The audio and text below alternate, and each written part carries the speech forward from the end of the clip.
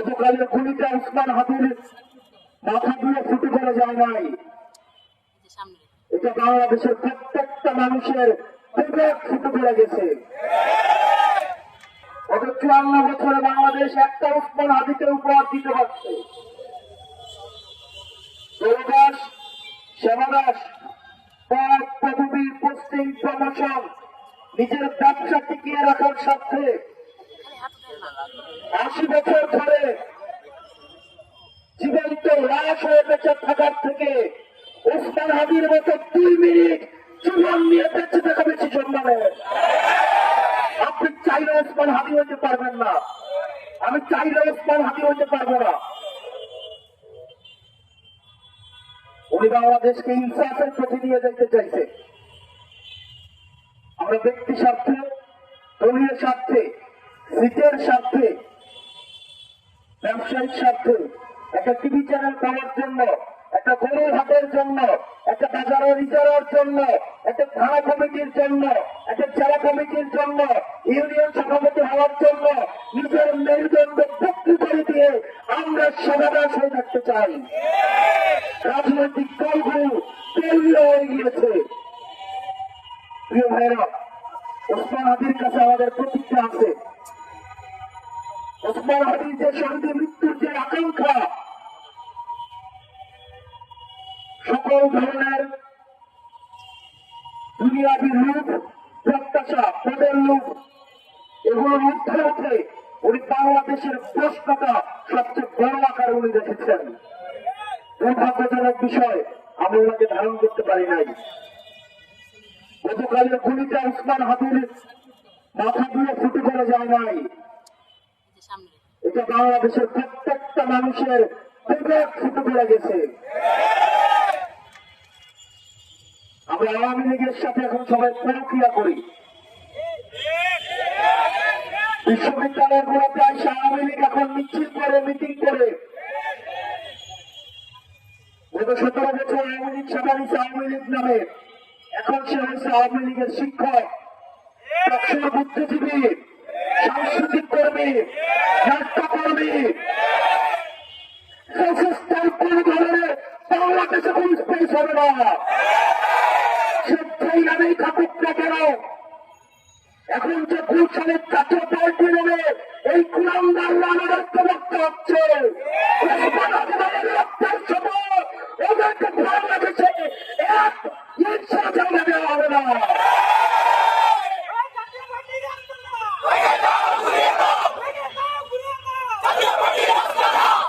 আমার ভাই ওসমান হাদির রক্তের শপথ, এই বাংলাদেশে দিল্লির এক্সটেনশন, ইন্ডিয়ার আধিপত্য এই বাংলাদেশে কোন ফর্মে, কোন ব্যক্তির মাধ্যমে, কোন ইনস্টিটিউশনের মাধ্যমে, চাকরিজীবীর মাধ্যমে, পেশাজীবীর মাধ্যমে এই বাংলাদেশে কোনদিন আর ঢুকবে না। প্রিয় বাংলাদেশবাসী, আপনাদের ঐক্য করতে থাকতে হবে। আপনি নানা নেতার হইতে পারেন, নানা পেশার হইতে পারেন, আপনি ডানপন্থী, বামপন্থী, মধ্যপন্থী, আপনি যে পন্থী হন না কেন, আমাদের একটা জায়গায় আমাদের এক হইতে হবে। আমরা ওইখানে যারা আছি আমরা হচ্ছে বাংলাদেশ পন্থী। আপনি কি হাত উপরে রাখবেন নাকি মাঝে রাখবেন? আপনি কি হাত ছেড়ে নামাজ পড়বেন নাকি বেঁধে নামাজ পড়বেন? আপনি ডানপন্থী হবেন নাকি বামপন্থী হবেন? মিলাদ করবেন কি করবেন না? শাহবাগে গান গাইবেন কি গাইবেন না? এই কালচারাল সাইটগুলো বাংলাদেশে এনে মনে রাখতে হবে, এগুলো ফ্রিঞ্জ এলিমেন্ট আমাদের মধ্য দিয়ে আমাদের জাতীয় ঐক্যকে বারবার প্রশ্নবিদ্ধ করা হয়। আমাদের সামগ্রিক স্বার্থ আমাদেরকে শত্রু চিহ্নিত করতে হবে। আমাদের বাংলাদেশের শত্রু আওয়ামী লীগ এবং ইন্ডিয়া। আমার দোহাই লাগে আপনাদের কাছে, আপনারা যারা রাজনৈতিক দলগুলো আছেন, আপনাদের ছোট ছোট ব্যক্তি স্বার্থের ঊর্ধ্বে উঠে এই ছোট ছোট বিষয়টা হাস্তা করে এই প্রজন্মটার দিকে তাকায়া, ওসমান হাদির প্রজন্মের দিকে তাকায়া আপনারা ব্যক্তি স্বার্থের ঊর্ধ্বে উঠে, ধর্মীয় স্বার্থের ঊর্ধ্বে উঠে আপনারা বাংলাদেশটাকে ধারণ করেন। আমরা কিন্তু জানি কারা কারা ইন্ডিয়ার সেটেলমেন্টে এসে ক্ষমতায় যেতে চায়, কারা কারা আমেরিকাকে মেনটেন করে, চীনকে মেনটেন করে। বাংলাদেশের ক্ষমতা নির্ধারিত হবে বাংলাদেশ থেকে, সীমান্তের বাইরে থেকে বাংলাদেশের ক্ষমতা নির্ধারিত হবে না, এটা দেওয়া হবে না। এটাই উসমান হাদি ভাই বারবার আমাদেরকে শিখিয়ে গেছেন। আমাদেরকে যে ধারণ করতে হবে এবং ওই যে সমাজে মৃত্যু, যে গ্লোরিয়াস মৃত্যুর আকাঙ্ক্ষা উনি ধারণ করেছে, এটা আমাদের সবাইকে ধারণ করতে হবে। প্রত্যেকবার দেখা হইলে উনি বলতেন,